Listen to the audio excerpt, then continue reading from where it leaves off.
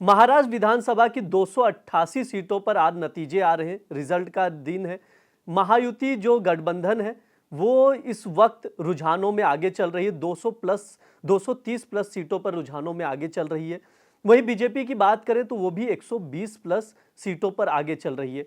CM पद की दावेदारी भी हो रही है इस बीच, एकनाथ शिंदे की ओर से, देवेंद्र फडणवीस की ओर से और अजीत पवार की ओर से, क्योंकि जिस हिसाब से अभी तक रुझान है उसके मुताबिक देखें तो महायुति की सरकार बनती दिख रही है।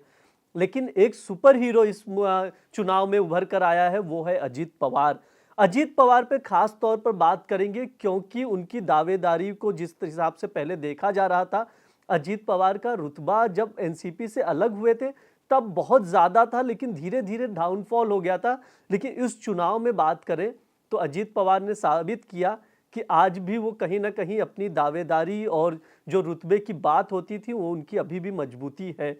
उस पर हम बात करेंगे कि कैसे वो आज इस चुनाव के सुपर हीरो बने महायुति गठबंधन में। अजीत पवार की बात करेंगे, इसके अलावा हम ये भी समझेंगे कांग्रेस कहाँ चूकी, कहाँ गलती की। इसके अलावा उद्धव गुट की बात करेंगे जो वहां पर है, और शरद पवार की भी बात करेंगे क्योंकि वहीं से एनसीपी अलग हुई थी, दो धड़े में बटी थी और अजीत पवार महायुति गठबंधन में जुड़े थे।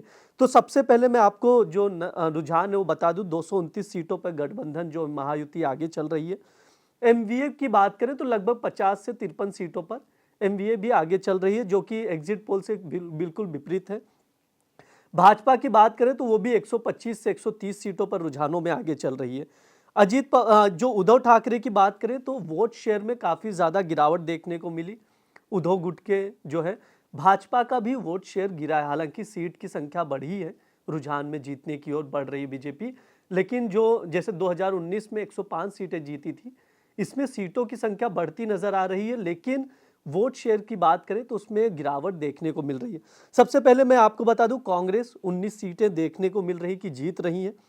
उनका जो वोट शेयर है वो मैं आपको बता दूं, ये पिछले विधानसभा से कंपेयर करके बता रहा हूं, 2019 के 16%, 16.92% था वोट शेयर, जो घटकर 11%, लगभग 11.3% के आसपास है, ये फीसदी है। भाजपा में भी गिरावट देखने को मिली, पहले 26% के आसपास था वोट शेयर, जो कि 25.30% के आसपास जो वोट शेयर है आ गया है। लेकिन भाजपा लगभग 127 सीटों पर जीत दर्ज कर सकती है, ऐसा लग रहा है। अजीत पवार की बात करें जो इस चुनाव में सुपर हीरो हैं, उनकी बात करें तो लोकसभा चुनाव में जो था 3.60% वोट पाने वाली एनसीपी को इस बार 10.56% वोट शेयर मिले हैं और लगभग 40 सीटों पर जीत दर्ज करने जा रही है एनसीपी, जो अजीत पवार की एनसीपी है। ये आंकड़े अपने आप में ही बहुत चौंकाने वाले हैं क्योंकि एग्जिट पोल के बिल्कुल विपरीत हैं। क्योंकि बार बार यही कहा जाता है कि अगर बीजेपी अच्छा परफॉर्मेंस करती है तो महायुति की सरकार तो बन जाएगी, लेकिन एकनाथ शिंदे और अजीत पवार की दावेदारी कहाँ है, वो कितने मजबूत हैं, बहुत सारे सवाल खड़े हुए थे। लेकिन अजीत पवार ने भी साबित किया कि वो अभी भी बहुत एनसीपी के जो नेता हैं उनसे जुड़े हुए हैं, वो भी जमीनी स्तर पर जुड़े हुए हैं। एकनाथ शिंदे की भी पार्टी जो है शिवसेना, उसने भी अच्छा परफॉर्मेंस दिया है, यानी महायुति में तीनों पार्टी ने अच्छे परफॉर्मेंस दिए हैं। वहीं दूसरी ओर बात करें तो उद्धव ठाकरे जो थे एक मराठा चेहरा, असली शिवसेना की बात करते थे, लेकिन ज़मीनी हकीकत ये है कि कहीं पर भी इस चुनाव में नज़र नहीं आ रहे हैं। अभी जो रुझान है उसके अकॉर्डिंग मैं आपको बता रहा हूँ। इसके अलावा राज ठाकरे की बात हो रही थी, निर्दलीय उम्मीदवारों की बात हो रही थी, ओवैसी की पार्टी की बात हो रही थी, तो कोई भी खास परफॉर्मेंस करते हुए दिखाई नहीं दिया, सब फेल हो गए इस चुनाव में जिस हिसाब से महायुति ने परफॉर्मेंस दिया है।